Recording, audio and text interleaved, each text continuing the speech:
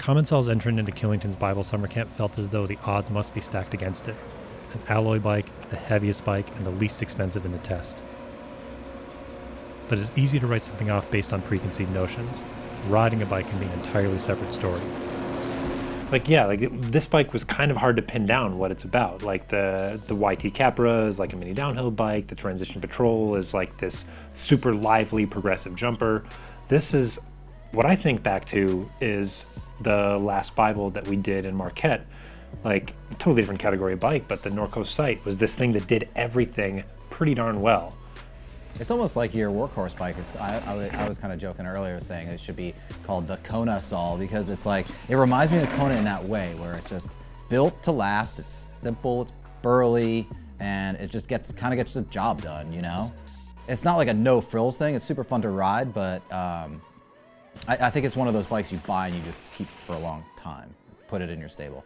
And you know, for an alloy bike, I was kind of coming into it expecting maybe this is going to flex a little bit more. Maybe I'm going to feel that it's an aluminum bike versus a carbon bike. I didn't notice any flex to it. I'm not a lightweight rider. I feel like I usually feel flex in bikes or wheels. This bike felt pretty much just as light as the rest of them to me. And it felt plenty stiff, super responsive, and kind of like you guys mentioned, really good at speed. It had an amazing ability to kind of float over rough stuff quickly while still having a really predictable feel. Something that kind of encouraged that speed. I was impressed. I thought so too, which made me kind of wish it had a burlier shock on it. It has the DPX2, which is designed for bikes like this. It's designed for enduro and stuff like it. It's a great shock, right? But a lot of bikes in this class, the longer travel 27.5 bikes are coming with the Fox's downhill shock, the Float X2. It's cushier, it has more adjustment. Kind of handles the big hits a little bit better, doesn't get overwhelmed by them.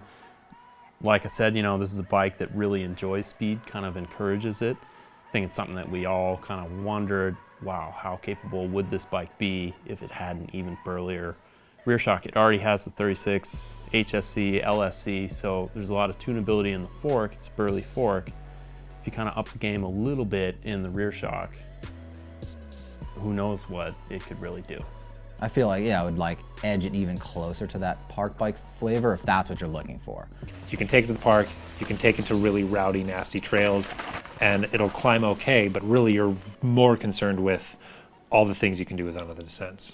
Yeah, and it's aluminum, you can kind of beat it up. It'll take a shuttle run, you know, slap it against other bikes, and it'll probably brawl up against them and win, you know? Mm-hmm. But what I thought was kind of impressive about this is, you know, it's a nice looking frame. You look at it from afar, you don't immediately go, oh, look at those huge noticeable welds. If you didn't tell me, I would kind of look at it from a ways away and think, oh, there's another fancy carbon bike with some fancy parts on it. And that kind of brings us to, this is an aluminum bike that does have some nicer parts to it. So this bike retails for $4,500.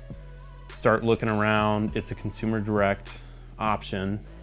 Is that a good deal? There are other consumer direct bikes that are within a few $100s of this that are carbon, but this thing offers really high-end parts on an aluminum bike. Most of the brands, when they do their aluminum bike, it's their loss leader. Like, we want to get a bike under $3,000. This is like, no, this is somebody who's embracing aluminum, but wants higher-end suspension, higher-end components. And there's really not a lot of other options in that category. So it's like, really gives you a pretty unique experience for, I think, a pretty good deal.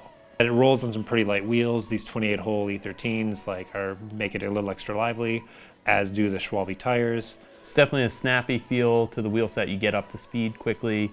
Doesn't feel like a heavy bike to throw it around. Yeah. At the same time, it's a bike that really wants you to go fast. It's like, it's kind of a parky bike, and definitely. It doesn't have the toughest tires in the world. We definitely kind of did a little bit of damage on these Schwalbe snakeskin tires, put some plugs in them. I mean, this is a bike that deserves a burlier casing tire, and it is something that is in the Schwalbe lineup.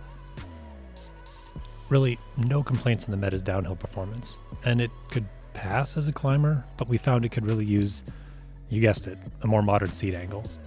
The only thing that may be a little outdated, it's a 74-degree seat angle. Like when it was new, that was pretty progressive. I mean, Yeah, think about it. 2 years ago, 500 years in the bicycle industry. Yeah. That was kind of, at least on the progressive side of things, if not the most progressive, but modern geometry at the time. I think it was a little bit more on the park bike spectrum. Definitely wasn't the strongest pedaler, wasn't necessarily the worst pedaler, but this bike shined more when it was pointed downhill. And when you throw the switch, it's aggressive climbing. I think, how did you feel like you could kind of tune it, or it was more on-off for you?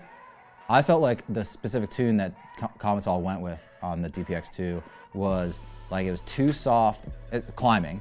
It was too soft on the open, too soft on the middle, and too firm on the firm. So I wanted something in between. I wanted that middle setting to be a little bit firmer than it actually was, to give me a little bit better pedaling efficiency. It may have seemed like things were stacked against it, but once we rode it, we were almost mystified by it. It defied the things we'd been trained to judge by. The Meta AM descended superbly, unflustered and light, and it achieved it through an aluminum frame made 2 years ago. A light feel to a bike with heavy hitting capability.